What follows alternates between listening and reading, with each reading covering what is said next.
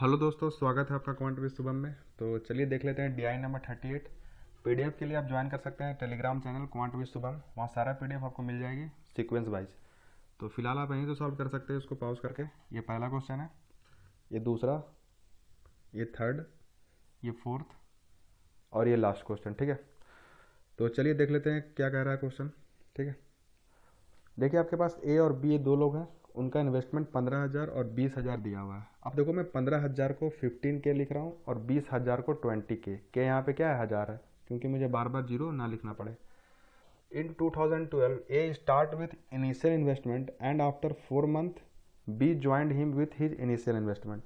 मतलब शुरुआत के 4 महीने में सिर्फ ए इन्वेस्ट करता है, बी नहीं करता।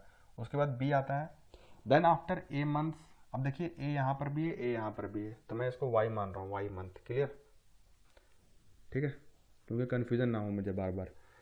After Y month of B joining A added 2,000 to his investment and B withdrew same amount added by A. मतलब ए जो है वो ऐड करता है 2,000 अपने इन्वेस्टमेंट में और बी 2,000 निकाल लेता है। ठीक है, total profit earn by them after 1 year. मतलब ये जो पूरा चल रहा है वो 1 ईयर के लिए चल रहा है। वाज 1700, जो टोटल प्रॉफिट हुआ उनका 1700 रुपया हुआ और उनका प्रॉफिट का रेशियो दिया हुआ है 47:38। क्लियर? अब देखो मैं ए और बी के लिए प्रॉफिट रेशियो लिखने जा रहा हूँ, ए और बी। अब देखो शुरुआत के 4 मंथ सिर्फ ए रहा है, कितने इन्वेस्टमेंट से, 15,000। मैं 15K इंटू 4 लिख रहा हूँ।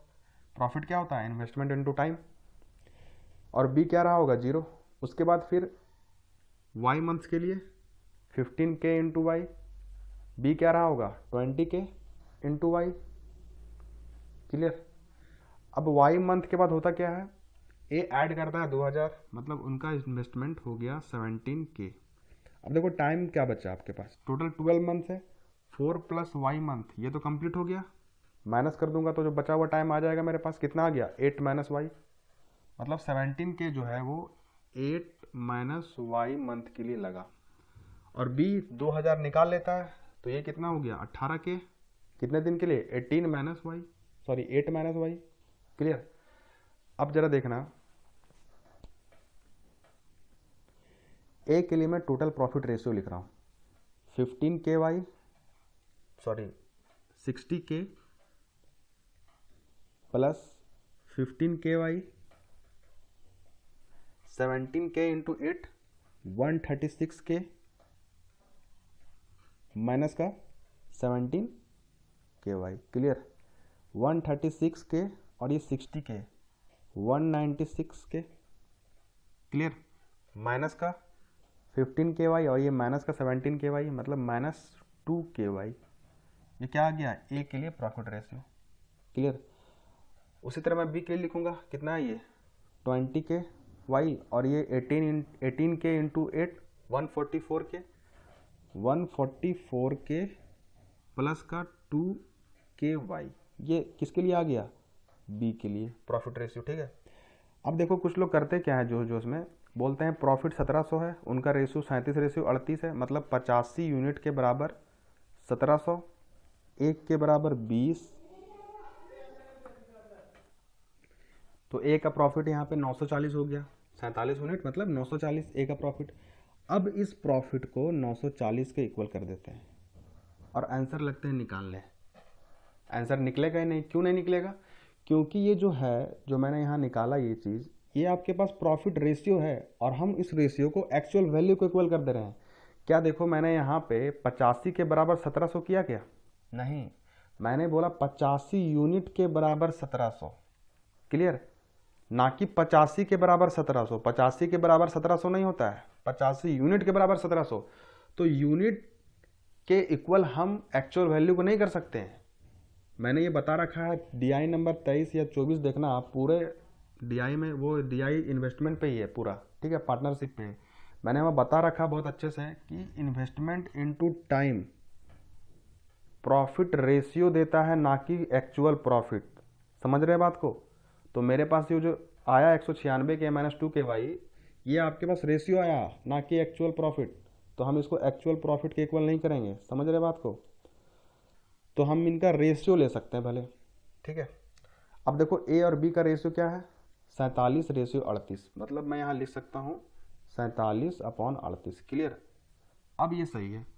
अब देखो यहाँ से के कॉमन है तो मैं के हटा रहा हूँ, यहाँ भी के है और नीचे भी के है। क्लियर। अब देखो आप यहाँ से चाहे तो सॉल्व कर सकते हो या फिर अपने ज़िंदगी के कुछ पल बता सकते हो ऑप्शन का यूज़ करके। मैं हमेशा बोलते रहता हूँ कि जब भी इस तरह का कैलकुलेशन फंसे तो आप क्या करोगे, ऑप्शन को यहाँ पुट करके देखोगे। ऑप्शन क्या दिया हुआ है, वाई तो दिया हुआ है, वाई क्या है, मंथ है, वही तो दिया ऑप्शन में। हम यहाँ पुट करके देखेंगे कि सेटिस्फाई कौन सा कर रहा है। अब देखो ये पुट किया मैंने 3, अब जब मैं यहाँ 3 पुट करूँगा ये हो जाएगा 6, 196 माइनस 6 190। क्या 190 में कहीं आपको 47 दिख रहा है? नहीं, तो ऑप्शन ए नहीं होगा। फिर मैं पुट करूँगा बी, यहाँ पुट किया मैंने बी तो ये आया 188। अब 188 बोले तो 2 इंटू 47, हाँ 47 दिख रहा है, यही ऑप्शन होगा। क्लियर। बाकी आप आगे चेक कर सकते हो, ये सेटिस्फाई करेगा आपके पास। क्लियर है। तो जब भी आपके पास कैलकुलेशन फंसे उठपटांग सा तो आप जरूर ऑप्शन की तरफ ध्यान दें, ठीक है, कि कौन क्या ऑप्शन का हम यूज़ कर सकते हैं। तो हम बिल्कुल अच्छे तरीके से यहाँ यूज़ कर सकते हैं ऑप्शन का, मैंने वही किया। ठीक है, अब चलते हैं नेक्स्ट पे। फिर क्या बोल रहा है, the share of A in profit is approx more than the profit earn by B. अब ये परसेंटेज में निकालना है, तो कुछ नहीं है, 47/38 दिया हुआ आपके पास, ये ए के लिए है और ये बी के लिए है। कितना ज़्यादा है, 9 ज़्यादा है, नीचे 38। अब इसके लिए आपको एक चीज़ आना चाहिए, 19 का टेबल। 100 से मल्टीप्लाई करेंगे तो क्या आ जाएगा, ये परसेंटेज में चेंज हो जाएगा। ये आ गया 19 और ये हो गया आपके पास 50, मतलब 450/19। ये कितने बार में, 2 बार में, फिर 3 बार में। ऑप्शन दिख रहा है नहीं, 25 है, 24 है, मतलब एक पॉइंट और जाना पड़ेगा पॉइंट का, फिर 6 बार में। कौन सा, 24%। नेक्स्ट चलते हैं। The total amount receive by A after 1 year partnership is ₹C। अब देखो ए के पास था कितना, 15,000, फिर कितना आया 2,000, फिर इसका प्रॉफिट कितना था 940। ठीक है, ये तो निकाला था ना, 47 बराबर कितना था 940।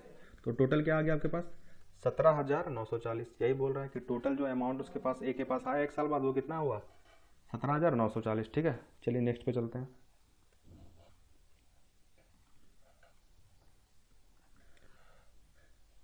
He then invested this amount at compound interest at इतना rate of interest and receive इतना at the end of 2 year. अब देखो पैसा था कितने पास, मतलब ए के पास पैसा था कितना, उसके पास पैसा था 17,940। ठीक है, उसने 2 ईयर के लिए इन्वेस्ट कर दिया पैसा, और जो अमाउंट मिला वो कितना मिला, 28,031 और ये 25। मैंने पॉइंट को हटा दिया, 0 लिख दिया, क्योंकि मुझे रेट चाहिए, तो मतलब रेशियो चाहिए आपके पास प्रिंसिपल और अमाउंट का। ठीक है, ये हो गया आपके पास क्या, प्रिंसिपल। ठीक है, और ये क्या हो गया, अमाउंट। क्लियर, यहाँ एक और है। ठीक है, तो बस इसको कैंसिल करके रेशियो निकालना है। ये तो कुछ ज़्यादा आ गया, कोई नहीं, इसको हम 25 से कैंसिल करते हैं, कम करते हैं। और देखो इसको 25 से मैं कैंसिल करूँगा तो क्या आ जाएगा, 7 बार में, फिर 1 बार में, फिर 7 बार में, फिर 6 और 0। ये कितना आएगा 25 से कैंसिल करने पे, 1, फिर 1 बार में, फिर 2 बार में, फिर 1 बार में, फिर 25 बार में, फिर 25 से कट रहा है, फिर से काटो। ये कितना आएगा आपके पास, ये आपके पास आ गया 2 बार में, फिर 3 बार में, फिर 9 और 2, फिर ये 0। क्लियर, ये भी कटेगा 25 से काटो। ये कितना आ रहा है, 3 बार में, फिर 7, फिर 3, फिर 7 और फिर 5 बार में। क्लियर है। अब किससे कट रहा है ये तो 23 से कट रहा है। क्या ये 23 से कट रहा है, देखो चलो काट के देखते हैं। 1 बार में, फिर 6 बार में, फिर 23 दूना 46, 2 बार में, फिर 5 बार में। ये तो चला गया, मतलब ये कितना हो गया, 1 बार में 040। ये तो 23 से कट गया। अब किससे कट रहा है ये, अब ये कट रहा है 5 से काटो, 3 बार में, फिर 2 बार में और ये फिर 5 बार में। ये कितना आपके पास आ गया, ये आपके पास 2 बार में, 0 बार में, 8 बार में। क्लियर।